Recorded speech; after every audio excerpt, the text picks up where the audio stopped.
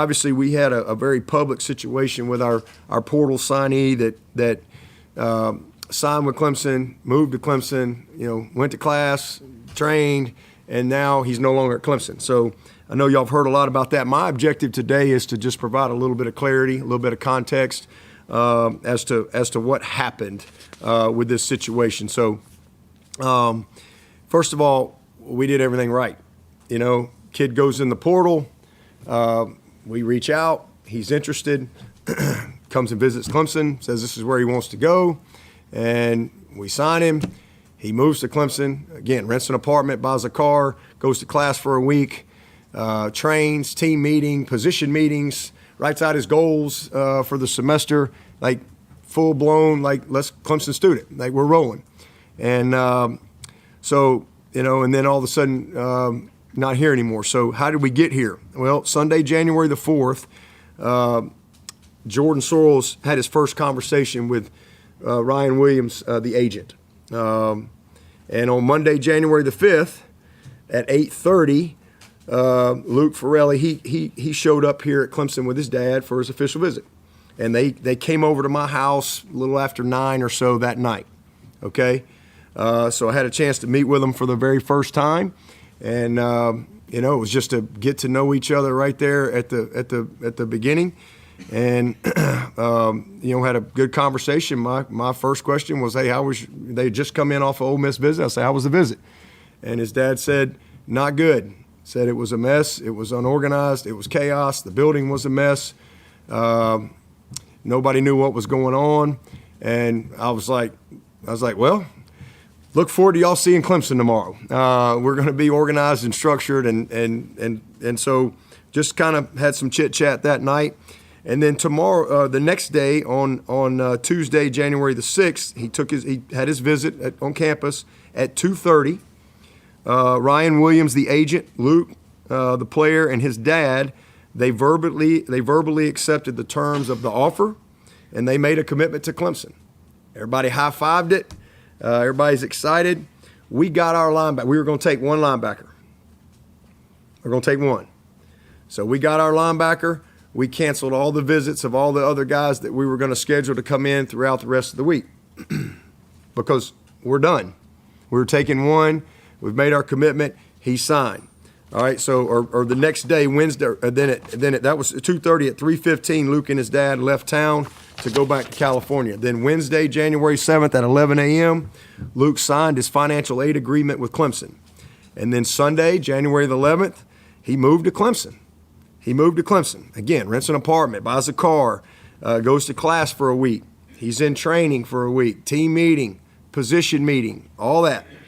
All right? And then on Wednesday, January 14th at 9:49 p.m., the agent, Ryan Williams, calls Jordan Sorrells. And during that conversation, Ryan conveys that Ole Miss has been coming hard after Luke. Sorrells confirmed, he went with the agent, he said, "Are you talking about the same Luke that's been enrolled at Clemson, that's been in class, that's moved here, that's signed with Clemson?" And the agent assured him, yes, the same one. But he also assured Jordan Sorrells that Luke had no intention of leaving Clemson, but just thought y'all should be in the loop and check up on him tomorrow. So Thursday, January 15th at 11:45 a.m., just this past Thursday, Jordan came to me, and he told me about the conversation that he had the night before with the agent at 9:49. And so I told Sorrells, I directed Sorrells, "Hey, you reach," I don't know, I said, "Who's their GM?" He said his name is Austin Thomas. I said, "Will you reach out to their GM?" He said he knows him. And I said, "Listen, this guy has been a head coach for 4 weeks. I said, you reach out to the GM. I'm going to give him some grace. And you let him know that we know what's going on, all right? And if he doesn't cease communication, I'm going to turn him in." And so I really thought that would be the end of it, but it wasn't. So after that was 11:45. At 12:10, Jordan communicated to Austin Thomas via text because he was unable to reach him on the phone. And just a few minutes later, at 12:14, they both connected on the phone. The Ole Miss GM, Austin Thomas, and Jordan reiterated our stance one more time. The GM assured Jordan that he had communicated to the agent that he wanted no part of this and that his relationship with Jordan was more important to him than Luke Farrelly, but that Pete Golding just does what he does, quote, unquote. So at 1:30, Sorrells met with Luke face-to-face in his office, and Luke communicated to Jordan and to Ben Boulware that Pete texted him on Wednesday morning, the head coach at Ole Miss, when he was in his 8 a.m. class. And he said the text message said, "I know you're signed. What's the buyout?" And he also, Luke said that Coach Golding also texted him a picture of a $1 million contract. Luke also mentioned to Jordan and to Ben that Coach Golding had Trinidad Chambliss call him from his phone, and that Coach Golding was there continuing to talk on his phone to push him to re-enter the transfer portal. He also said that Jackson Dart had reached out and called him. But Luke again assured Jordan that he had no intention of leaving. And Jordan kept me in the loop and told me the same thing. So we had a staff meeting on Friday morning, January the 16th, the last day of the portal. At 11:20, Luke called Ben Boulware and told him that Mississippi had reached out again, even though I had kind of let them know the day before, had reached out again, and they had not only reached out, but they had upped and doubled their offer. But Luke told Ben, hey, it's all, we're good. And so Ben told Luke to come to the office and see Sorrells and Coach Swinney and let them know, hey, everything is okay. So when that was over, Ben then texted Jordan Sorrells, and he let him know that Ole Miss had raised its offer to 2 years, $2 million. And again, that he had told Luke to come over and see us and let us know that everything is good. So at 11:57, so 11:20, Luke called Ben. 11:22, he texted Jordan this. At 11:57, Sorrells spoke with the agent Ryan Williams about the situation once again. The agent confirmed that head coach Pete Golding had continued to communicate with Luke and had raised the offer once again.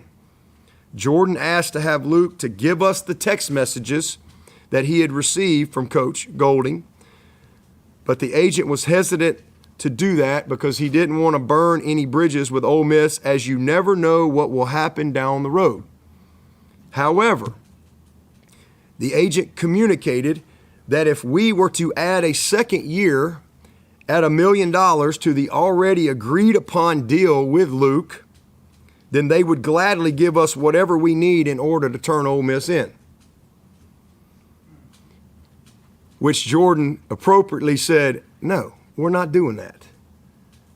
He also communicated that Ole Miss Assistant Director of Player Personnel, I guess it's J-A-I, C-H-O-U-D-A-R-Y, Shortery, I'm not sure, but the Assistant Director of Player Personnel was pushing to set up a Zoom call with them to discuss the details of their contract offer. So that was at 11:57, talking to the agent. At 12:30, Sorrells met Luke out in the parking lot outside our football facility, and Luke communicated that he was coming to assure him and Coach Swinney that he wasn't going anywhere. I was not in the building. Jordan called me to let me know what Luke said and for me to reach out to him. I called Luke and didn't get an answer. I'm back at work. I'm in my office. Everything's good. 4:14, Jordan Sorrells comes to see me. He had gotten a call from compliance telling him that Luke is in our compliance office trying to request to re-enter the transfer portal. So Jordan let me know. He let Tom Allen know. Called Luke, no answer. At 4:19, Jordan called the agent, Ryan Williams, again to alert him that Luke had requested to enter the portal. He responded via text to let him know that he was flying. Sorrells texted, Luke just reached out to our compliance and requested to go in the portal. What the heck is going on? The agent's response was, oh, bleep. Let me try and find out. At 4:40, Sorrells and Coach Allen arrived at Luke's apartment. Luke was in the driveway when they got there. His immediate response was, I'm going to Ole Miss. Coach Allen and Jordan spent some time talking to him, and when they departed, he just said, hey, I need to clear my head. At 5:39, Jordan spoke with the Ole Miss GM, Austin Thomas, again to let him know that we knew all that was going on and that we were going to pursue all options to hold them accountable for tampering. And then at 7:20, after a phone call with Tom Allen and Ben Boulware, Luke affirmed his plan to enter the transfer portal, and then he called me and told me the same thing. Once I got word of all this at 4:15 that he was going over there trying to go in the portal, I immediately called our AD Graham Neff. I also called Commissioner Phillips. He also called the SEC commissioner and others. So, this is obviously a crazy time. We turned everything in to the NCAA. And I'm just going to say this. This is like there's tampering and then there's blatant tampering. Tampering 101 is when you're talking to kids who aren't in the portal. Tampering 201 is when you've already negotiated the deal with the kids not in the portal. Tampering 301 is when you got a kid who's gone in the portal, signed somewhere, moved there, gone to classes, and you're texting them while they're in class. That's like a whole nother level of tampering. And it's total hypocrisy because all this is going on while they, on the other side, are trying to fight their defensive end from going in the portal. They have accused publicly others of tampering with their roster and their players while they are over here tampering. All right, so this is just a really sad state of affairs, and it's, to me, we have a broken system. And if there are no consequences for tampering, then we have no rules and we have no governance.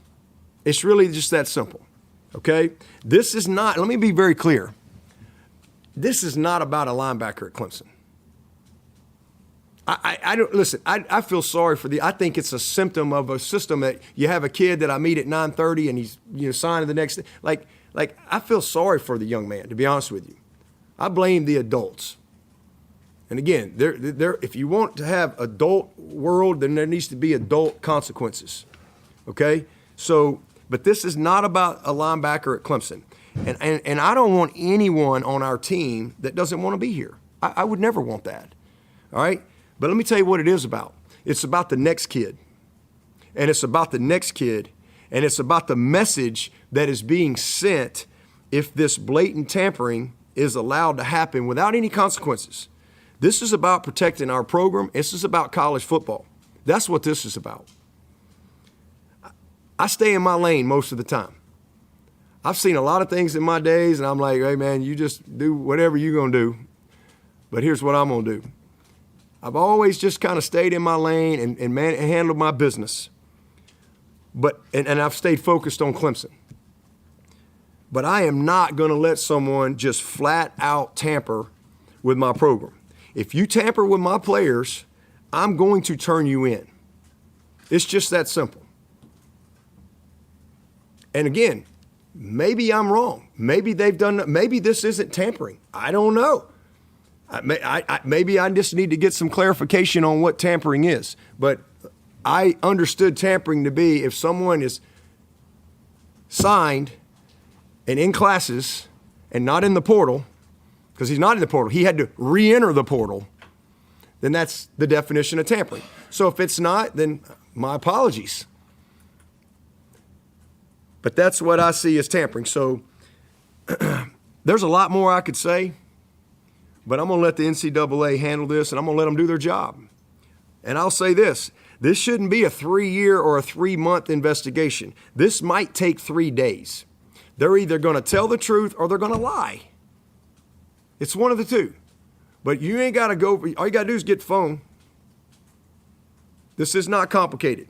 This is very simple. And let me make this clear, too. I'm not out to get anybody fired. That's not my objective in this. I'm not out to get anybody fired. But there has to be accountability and consequences for this type of behavior and total disregard for the rules. If this happened in the NFL, which is an actual league with rules, they would be fined. They would take draft picks. They, hit the cap, whatever. Again, I'm not trying to get anybody fired. I just want accountability, and there should be consequences for a total disregard for the rules. And this is such a terrible example. It's a terrible example for young coaches in this profession. And to be honest with you, this is crazy. To me, this situation is like having an affair on your honeymoon. That's basically what we're dealing with. And I know for a fact that this is happening at other places. Because you know why? Because I've had a bunch of coaches over the last week that have reached out to me. And they're going, well, let me tell you what's happened to me. Let me tell you what I know. Let me tell you my story.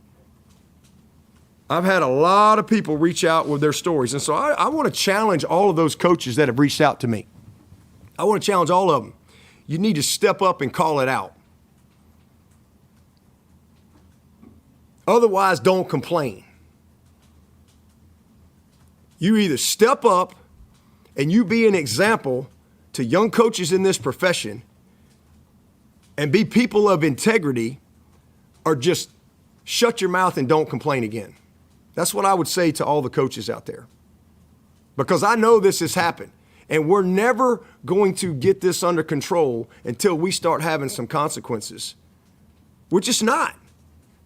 It's just that simple. And listen, one of the responses that came out of Mississippi was this right here. Well, people are calling and texting our guys. That was the response. Well, let me tell you what I know. 2 wrongs don't make a right. That's what I know. And we have a saying in our team room that says right is right even if nobody does it. And wrong is wrong even if everybody does it. Okay? And listen, man, my win-loss record, I may never win another game. My win-loss record is set. This is about this profession. This is about college football. All right? So that's what happened. That's where we are. This is crazy. And it's just another reason why we need change. You can't even sign a guy and go to class and work out and have meetings and even know that that's your roster. You can't sign with the Browns and practice a week, and then the Dolphins call you and say, hey, we're going to give you a little more money, and you say, see you, boys, and you go play for the Dolphins. That's not the real world. And so it's total chaos. We have to fix this chaos that's going on in college football. So that's what happened. That's where we are. And to add a little more context, I'm going to pass it off to our AD Graham Neff to speak on it a little further. So I'll just frame